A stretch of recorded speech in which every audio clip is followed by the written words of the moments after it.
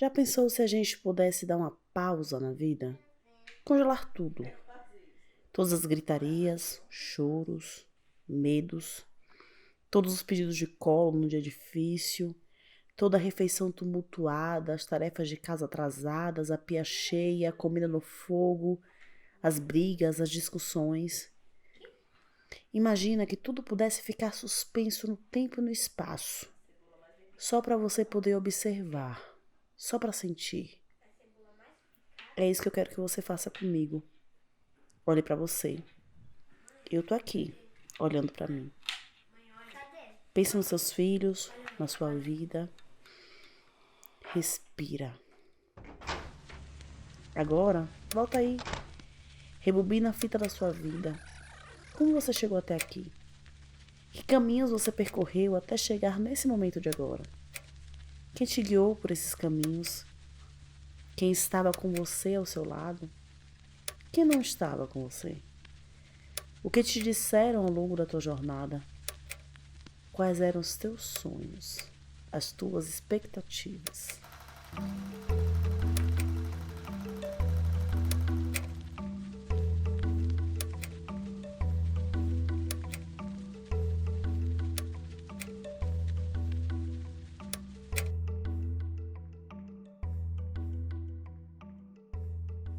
As pessoas me procuram e as perguntas são: como que eu faço para ele tomar banho? Como que eu faço para o meu filho fazer o exercício de casa? Meu filho não quer comer, meu filho tá batendo nos coleguinhas, meu filho tá batendo na irmã, minha filha tá batendo no irmão, minha filha tá respondona, meu filho tá brigando comigo, meu filho tá muito difícil, meu filho tá explosivo, a minha filha tá agressiva. Qualquer pedido para tomar um banho ou para almoçar aqui tem virado um inferno. E a gente tem essa visão super linear do problema. Meu problema é esse. Mas meu problema é muito maior do que essa visão linear e de 1 mais 1 que eu tô olhando para essa situação. Não tem 1 mais 1 e eu vou te dar a solução aqui. A gente precisa olhar muitas variáveis a respeito dessa situação para entender por que uma criança me dizendo não para tomar banho, porque uma criança pequena de 6, 7 anos gritando comigo me tira tanto do sério. É sobre isso, sobre a gente olhar com uma amplitude maior. Eu sou Elisama, sou psicanalista e mãe há 9 anos. Trabalho com famílias há 6 anos e escuto pais do mundo todo. Apesar de cada família ser diferente uma da outra, tem uma coisa que une todos os pais e cuidadores que já conheci. E digo mais, os que eu ainda vou conhecer.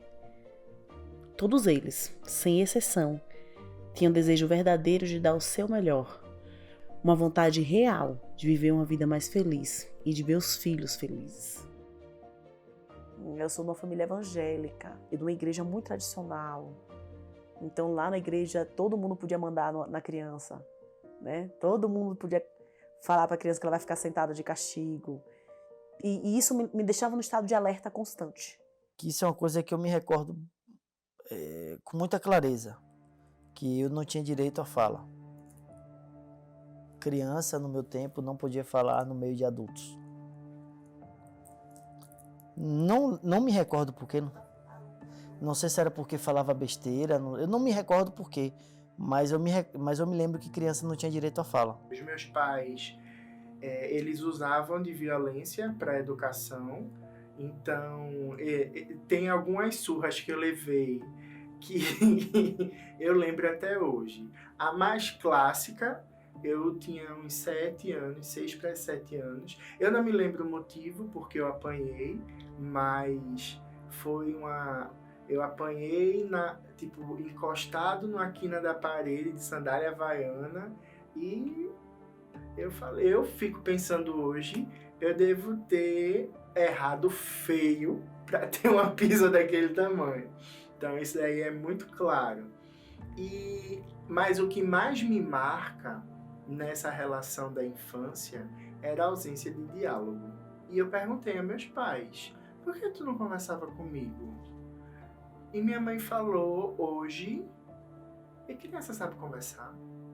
Eu me lembro também que meu pai, ele era muito carinhoso, mas ele não tinha muita paciência. Então, com ele era assim, vai fazer agora porque eu tô mandando. Não tinha porquê. E eu me lembro que eu falava muito, mas painho, só me diz por quê, que é mais fácil de eu seguir. Ele dizia, não, porque eu tô mandando, criança não tem isso não. Minha mãe já era mais compreensiva, mas era muito permissiva. Então, tudo com ela podia. Ela explicava mais as coisas, mas ela era bem permissiva. Meu pai era o outro extremo, ele era bem mais autoritário. Teve uma vez que aconteceu um negócio que me marcou demais, assim. Eu devia ter uns 11 ou 12 anos e eu tava na escola e aquela coisa, né, conversando com os amigos ali, perturbando na aula, nos intervalos, nas coisas. E um amigo meu chegou com uma marca no braço, uma roncha no braço, assim. E eu perguntei pra ele, o que foi isso aí, não sei o que. Ele falou, não, ontem eu fiz uma besteira e apanhei do meu pai. E eu fiquei meio chocado com aquilo, assim, que eu pensei, caramba, o pai dele bateu nele, deixou o braço roxo. Um menino de, sei lá, 11, 12 anos que fez alguma coisa, o que será que ele fez? Aí eu perguntei o que é que ele fez. E aí ele me disse, eu não me lembro exatamente o que era não, mas era uma bobagem, tipo assim, assistiu TV no horário que não podia, falou alguma coisa que não devia, eu não lembro exatamente, mas era uma coisa muito, muito besta. E eu fiquei assim, e ele perguntou e fez, o teu pai te bate quando tu faz isso? Eu disse pra ele, meu pai não bate em mim. Ele falou, não? Eu disse, não, e ele ficou muito impressionado com aquilo ali. Isso é um negócio que eu lembro até hoje. Foi o momento em que talvez eu percebi que era normal e aceitável que pais batessem nos filhos, apesar da minha família que ele não existia.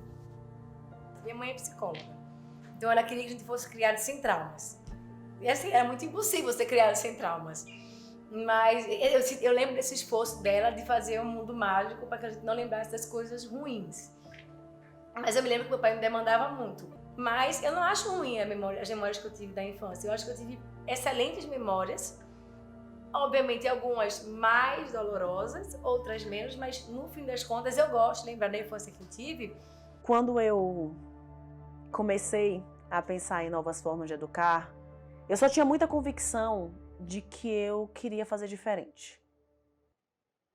Eu acho que a maioria das pessoas, quando decide isso, elas decidem que elas querem fazer diferente. Porque elas lembram que os pais batiam, porque elas lembram que tinham medo do pai, da mãe. Mas não é porque você olhou de verdade para sua história na maior parte das vezes. Porque a nossa infância é uma história que a gente olha assim de ladinho e não quer olhar muito, sabe?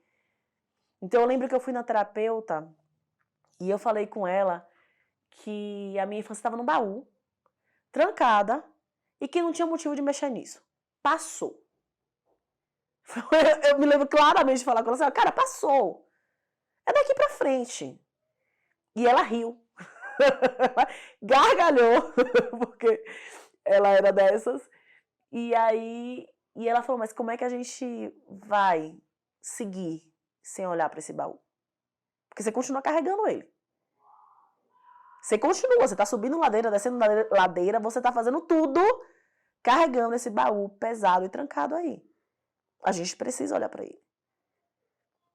E para eu seguir, para eu educar os meus filhos, eu preciso olhar para esse baú. E ver o que faz sentido carregar nele. Ver o que não faz e eu consigo tirar. Ver o que não faz sentido e eu não estou conseguindo tirar. Porque tá tanto tempo lá que eu não sei como é que tira. Mas eu sei que tá ali. E eu vou observar aquilo dali perto de mim. Já não tá mais trancado. Há um tempo, eu vi um consultor financeiro falando sobre o nosso hábito de não olhar a conta bancária, de não olhar o que você comprou. E aí ele dizia assim, as pessoas falam, mas eu vou olhar pra quê? Nada vai mudar, meu dinheiro não vai entrar mais dinheiro, então assim, eu prefiro seguir o meu dia. E aí ele dava um exemplo, ele dizia, cara, você tá levando um monte de tapa no escuro quando você não tá olhando para essas coisas. Se eu ligar a luz, você vai continuar recebendo tapa, mas o outro você vai conseguir desviar o que você tá enxergando.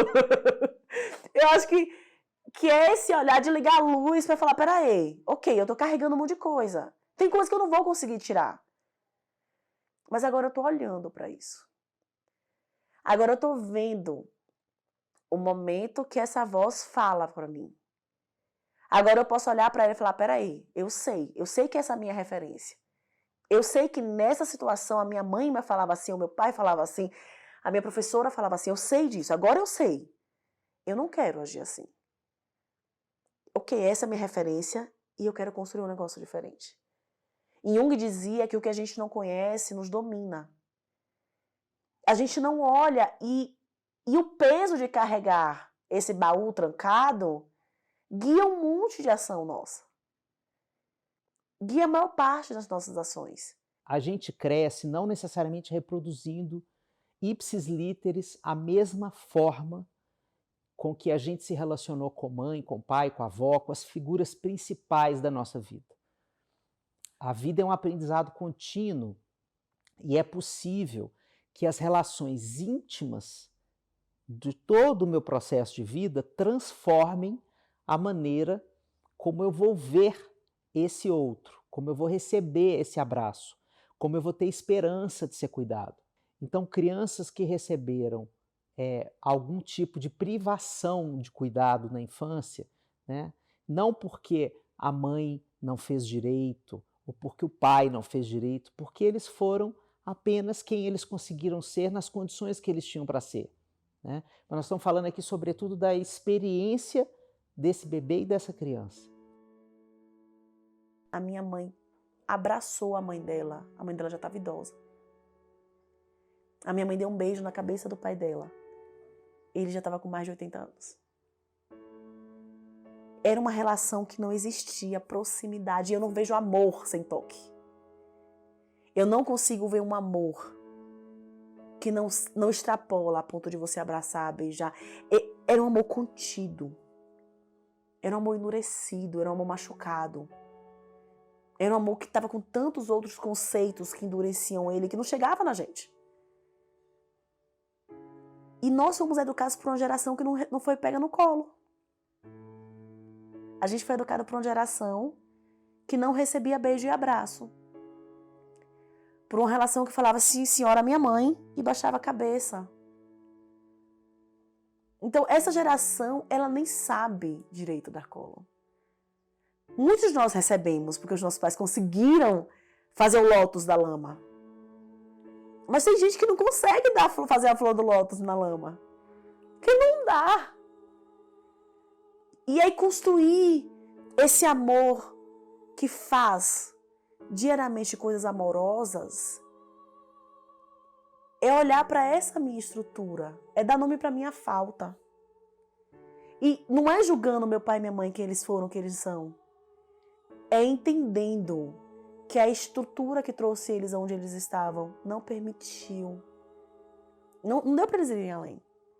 Eu sinto que eu precisaria ser diferente para merecer um suposto abraço integral. Então, se isso vira um padrão no meu relacionamento com aqueles que cuidam de mim, eu vou ter medo de buscar. Eu, às vezes, preciso mais do que o meu medo me diz e, às vezes, eu constranjo a minha necessidade e deixo esse medo falar mais alto. Então, mas de qualquer maneira, eu não realizo totalmente essa experiência de receber o conforto do outro. Eu me sinto amado. Eu acho que a maior dificuldade é eu próprio conseguir me amar. Eu acho que a maior dificuldade para mim é essa. Eu consigo perceber o amor que as pessoas nutrem por mim. Meus pais, meus irmãos, da maneira deles. Que sejamos bem realistas e bem claros com isso. Eu consigo perceber que eles me amam da forma deles. Eu consigo perceber que minha esposa me ama. Eu consigo perceber que meus filhos me amam. Mas eu não consigo me amar. Eu não consigo. Você acha que você ser amado é você estar rodeado de pessoas que lhe querem bem? Mas assim, eu não sei o que é ser amado. Como é que eu vou me amar? Eu não sei como gostar de mim. Eu nunca aprendi, eu nunca consegui entender.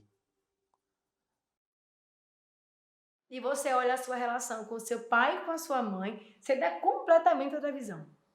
Você muda a chave. Não, peraí. Meu pai foi uma pessoa que falhou, mas dentro do que ele passou, ele me deu o melhor que ele pôde. E você ressignificar essa relação que você tem com o seu pai ou com a sua mãe, é você ressignificar as dores da sua infância. Que cada vez que você lembra que você sofreu, você faz. Mas ele deu o melhor que ele podia. E aí eu acho que você acolhe aquela criança e você segue em frente.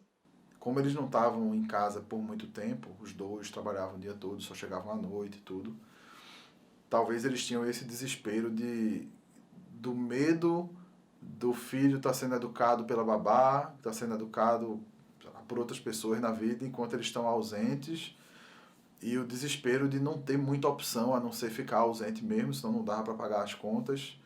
E acho que isso tudo se traduzia na hora do sermão, se traduzia na bronca do sermão, na explicação longa do que aconteceu. A Lia Luft tem uma frase que eu amo, que a infância é um chão que você pisa a vida inteira. E aí, quando você decide educar de maneira não violenta, você olha para esse chão. Você consegue reparar os buraquinhos que ficaram nesse chão. Sabe? Você consegue reparar as coisas que você construiu baseado em ideias que foram criadas pela tua mente para que você conseguisse dar conta. Eu sempre digo que a vida tem que vencer no final. Então, no final das contas, qual que é o foco de uma espécie? Continuar existindo. O que é que custa você continuar existindo? Cara, você vai precisar esquecer umas coisinhas aí, porque senão você vai surtar, né? Você não vai conseguir, não vai vingar, como dizia minha avó. Você não vai conseguir chegar lá. Se você trouxer essas memórias muito vivas o tempo inteiro. Então, o que a nossa mente fez? Ela vai ali dando outras cores para essas memórias e para essas lembranças e para essas vivências, porque senão a espécie não vinga. Senão a espécie não continua. O foco é a sobrevivência e a manutenção da espécie. A gente vai esconder memórias. A gente vai fantasiar coisas. Até porque para criança é muito difícil você entender que aquela fonte de amor, que aquela fonte de colo, que aquela fonte de proteção, que aquelas pessoas que garantem a tua cama, que garantem o teu alimento, que garantem o teto sobre a sua cabeça, essas pessoas, às vezes, elas também são ruins com você. Às vezes, elas também sentem raiva de você. E a criança, ela tem um pensamento muito dual, né? Então, assim, tem o bom e tem o mal. Não tem meio termo para a criança. Tem o bom e tem o mal. Para a sobrevivência da criança, é muito mais fácil ela entender que ela apanhou porque mereceu, porque aí o mal está dentro dela e ela sente algum tipo de controle, alguma possibilidade de controlar esse mal, do que acreditar que não, os meus pais estão errados. O mal está lá e quando esse mal está lá, eu não posso fazer nada. Eu não tenho controle sobre ele. Eu não sei o que eu faço com ele. Então eu interiorizo. O errado fui eu. Eu apanhei porque eu mereci. Porque ia ser difícil demais o desamparo, encarar o desamparo de entender. Eu apanhei porque o meu pai e minha mãe estão com raiva diante do algo que eu fiz, mas eles estão com raiva e eles não conseguem controlar a própria raiva. Eles não aprenderam a lidar com a própria raiva.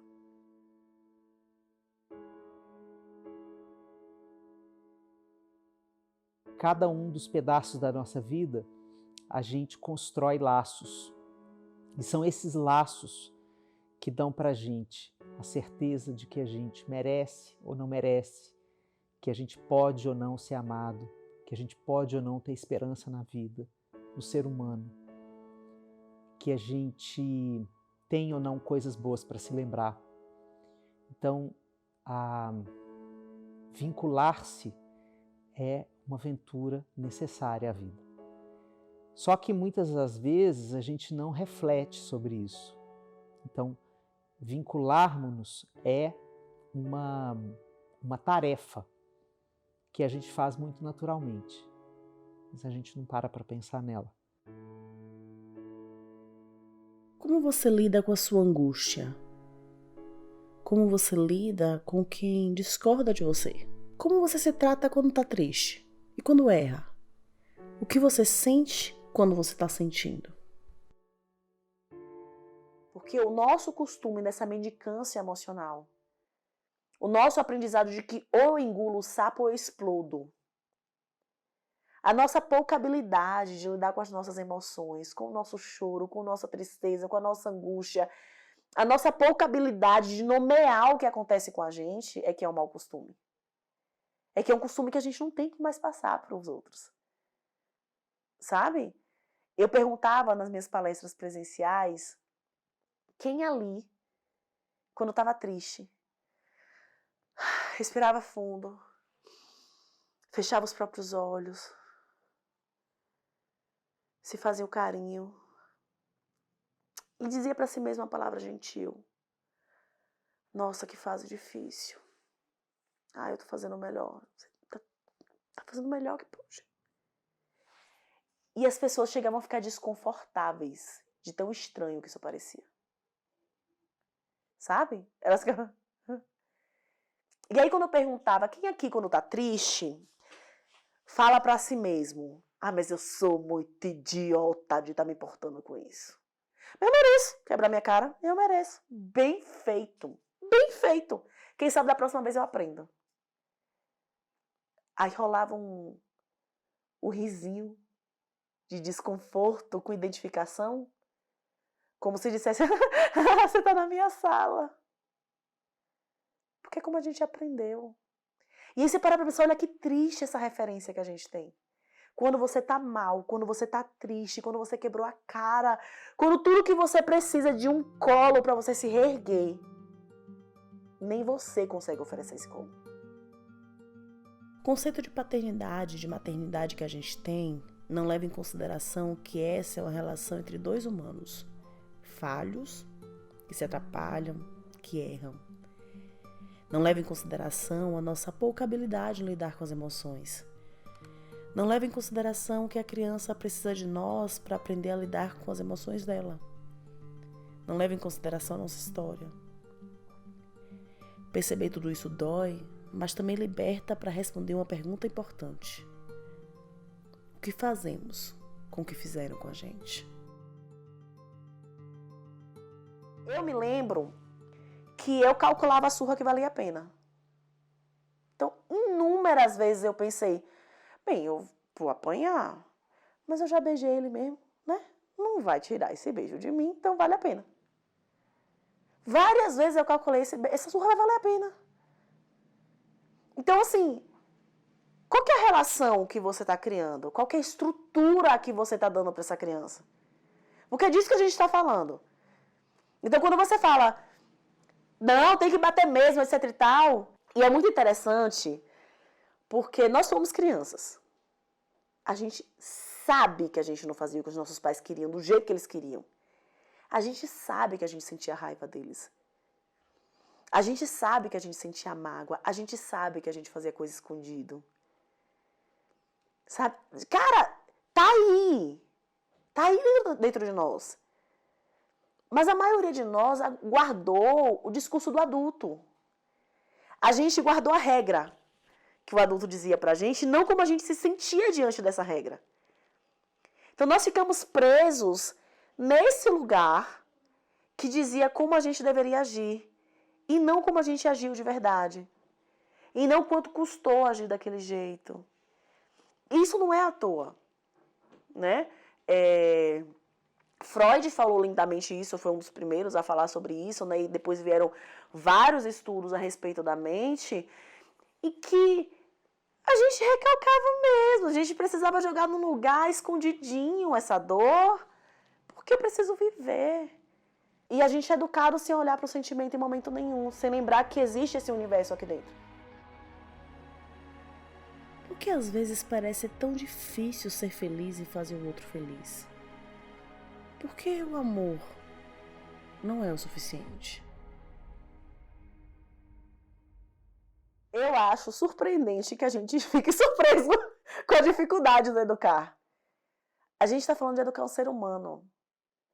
Qualquer relação, ela é complexa, ela vai te despertar mais coisas que amor, do que tranquilidade, do que alegria.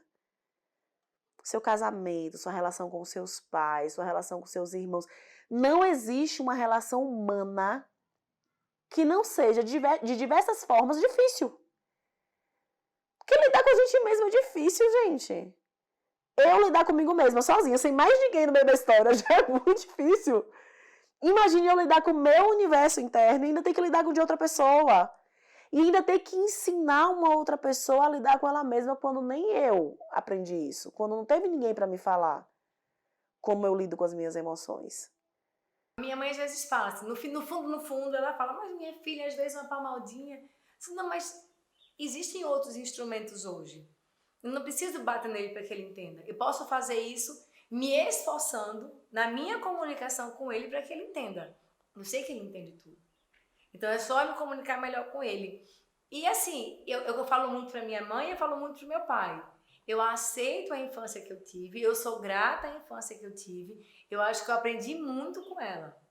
E eu acho que eu quero fazer diferente. Que ela faz, mas eu sempre fiz assim. Eu disse, eu sei, mas eu quero fazer diferente. Me deixe fazer diferente, me deixe errar fazendo do meu jeito. Eu prefiro errar fazendo do meu jeito do que acertar de um jeito que é seu e que não é meu.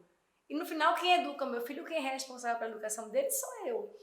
Então eu acho que dialogar isso com a minha mãe foi muito importante. Dizer, olha, minha infância foi maravilhosa. Eu sei que vocês fizeram tudo que vocês podiam fazer de melhor, dentro das limitações que um ser humano tem. Eu sei que bem é precisar, vai ter queixas minhas, porque eu sou um ser humano falho. Então, aceitar se você é falível, principalmente quanto mãe, que mãe tem que ser perfeita, aceitar que você é falível, que você tem momentos difíceis, você aceitar isso seu e você seguir em frente é muito importante. Então, assim, eu falo muito principalmente da minha irmã. Eu agradeço pela educação que eu tive, pelo pai e pela mãe que nós temos. Eles deram o melhor que eles tiveram. Eu vou fazer a minha parte. Eu aceito o que eu recebi e eu, com o que eu recebi, quero fazer ainda melhor para o meu filho. Isso significa hoje não bater, significa não punir, significa na medida do possível não gritar, significa aceitar as minhas dificuldades e aceitar que ele é um ser humano em formação. E dentro dessa relação inteira, o adulto sou eu. Quem pode ajudar mais aqui, sou eu que posso ajudar mais ele. Porque eu tenho mais, não porque eu sou melhor, porque eu tenho somente mais ferramentas. Dentro do cinto do Batman, eu tenho mais ferramentas para arrumar do que ele. Acho que esse é o ponto fundamental. Os meus pais, eu costumo dizer que a geração deles tinha uma preocupação, né, com o que as pessoas iriam pensar, certo? E eu vi que a paternidade, a criação de criança, a criança é espontânea, naturalmente. E eu não vou tolher isso do meu filho, não. Eu fui muito tolhido em relação a isso. Então, eu decidi não tolher. Sabe, o que eu faço é estar próximo dos meus filhos. Então, muita gente acha que a experiência do apego seguro é essa coisa assim meio mística, mágica, assim, que eu adivinho que o outro, até antecipo a necessidade do outro. Não é isso. Não é isso. É a persistência do vínculo na hora da angústia, até que o outro me diga que está bom para ele, né? É óbvio que isso comporta falhas, é óbvio que isso comporta ausências, porque nós não somos disponíveis 100% para ninguém.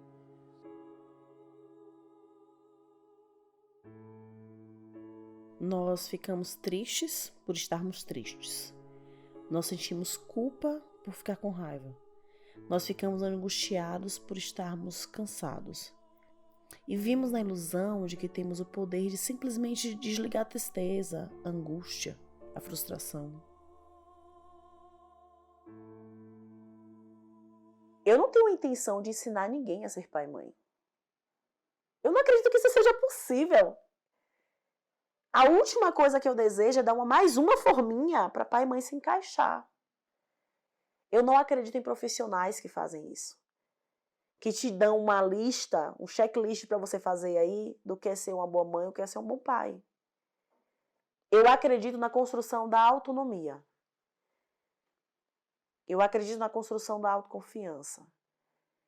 Eu acredito que quanto mais você entende o processo, quanto mais você entende de você, quanto mais você ganha suporte, né, formas de lidar com algumas situações, mais potente, mais libertadora, mais acolhedora, mais bonita fica a tua relação com o teu filho ou com a tua filha, sabe? Maior fica a parentalidade. Na hora que a gente está falando de educação de filhos, ao longo, né, do desenvolvimento da criança, continuar construindo apego seguro significa você se interessar por cada transformação do seu filho no momento em que ele, por exemplo, dá um salto de desenvolvimento. Na hora em que você percebe que ele não é mais a criança que ele era ontem, você começa do zero, né?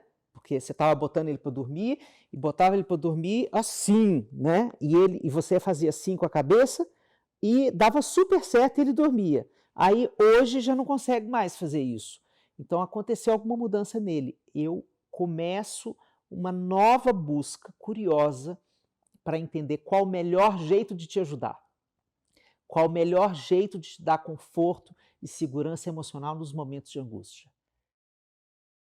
É interessante ver que o meu avô foi essa pessoa que quebrou esse ciclo, né? Que ele foi essa pessoa que não passou a violência para a próxima geração e que ele fez isso numa época que, imagina, né? Um pai nos anos 60, 70 educando os filhos sem bater. Isso era um negócio impensável na época, mas ele fez. E eu sou a segunda geração e os nossos filhos são a terceira geração que desfruta dessa não violência. E essa ideia de bater nos filhos sempre foi para mim uma coisa misteriosa. Uma coisa incoerente. Porque ao mesmo tempo em que as pessoas batem nos filhos e mentem para si mesmas de que estão fazendo isso para o bem deles, para que eles se tornem pessoas, sei lá, preparadas para sofrer, né? Então, assim, eu antecipo o sofrimento para ele, né? Ao mesmo tempo, essas pessoas, esses pais e essas mães cobram dos filhos uma obediência cega, respeito absoluto e amor incondicional. E quando cobram isso dos filhos, eu vejo uma incoerência gigantesca. Porque como é que você quer dar violência e cobrar amor? É um negócio que não faz o menor sentido. Você dá violência e não quer que ele te entregue violência de volta? E quer que ele te entregue amor? E no final, o que muitas vezes acontece é que esses filhos são convencidos de alguma forma, quando se tornam adultos, de que apanharam, mas está tudo bem. Apanharam, mas são funcionais. Apanharam, mas estão vivos, como se estar vivo fosse o suficiente. E eles não conseguem entregar amor para os pais. Eles entregam submissão. Eles entregam, algumas vezes, eles entregam uma pena dos pais. Mas amor, eles só não conseguem. Não que não amem, né? Mas eles não conseguem expressar, não conseguem entregar, não conseguem fazer isso na vida adulta. E esse é o resultado desse ciclo de violência. O amor vai pelo ralo. Quando você levanta a mão para bater no filho, o amor sai pela porta, ele vai embora. Não tem como as duas coisas conviverem. Amor e violência não ocupam o mesmo espaço. Não tem jeito. Essa quebra, né, de comportamento de uma geração para outra, por eu me considerar uma pessoa autêntica, não tive muita dificuldade, não. Foi uma decisão, sabe, de que eu escolhi isso e vocês vão ter que respeitar. E para eles, eu não dei espaço para que eles opinassem, dizer não, porque acaba sendo uma coisa tão óbvia, né, de, eu não vou gritar com os meus filhos, eu não vou bater nos meus filhos, eu não vou coagi-los. Isso é coerente, né? Então, eles respeitaram. Não foi tão difícil quebrar isso, muito pela minha segurança de opinião, sabe? Eu não dei brecha para um questionamento. Quando eu decidi que queria fazer diferente dos meus pais, eu fui para um extremo oposto. Eu quis, assim, ser radical, mas num extremo, eu não consegui o equilíbrio de forma fácil. Até hoje eu acho que eu não sou perfeita, mas hoje eu já consigo enxergar que há um equilíbrio. Eu consigo ser rígida e colocar mais limites e ao mesmo tempo ser branda, acolher os sentimentos e as frustrações dos meus filhos. Quando a gente fala de não bater numa criança, a gente não tá falando de você virar outra pessoa. É de riscar isso como uma opção. Óbvio que existem muitas formas de violência para além do bater, sabe? Mas eu tô trazendo bater porque pra mim ainda é muito chocante que eu tenha que falar pra um adulto de, sei lá, 1,5 m, 1,60 m, que ele não pode bater num ser humaninho de 1 metro. Que tem 1/3 do peso, 1/4 do peso dele, que não tem para onde ir. Eu penso na não violência como uma forma de educação que estimula o respeito ao outro, o respeito à comunidade, o respeito ao pertencimento de algo que é enorme, que é um grupo, né, que é uma sociedade, mas que isso não custe o seu respeito a você mesmo. Que o que a gente está fazendo não é só sobre o banho, a comida, o exercício da escola. É uma mudança de uma estrutura nessa criança, nessa família, nessa sociedade. É uma mudança de referência. A referência dos nossos filhos vai ser diferente. E as pessoas me dizem, não, vai ficar tudo mal acostumado. Gente, se mal acostumado é aprender a ser respeitado, é saber colocar limite, é saber dizer não, é saber escutar e pedir para ser escutado, é reconhecer a própria potência e a potência do outro. Amor, como eu quero uma geração de mal acostumados. Eu me lembro de uma sobrinha da minha mãe, que até faleceu ano passado, que ela ficou lá em casa quando eu era adolescente. E eu me lembro que eu bati nela, porque ela gritou com a minha avó. E eu me lembro que eu sacudi ela pequena, 3, 4 anos.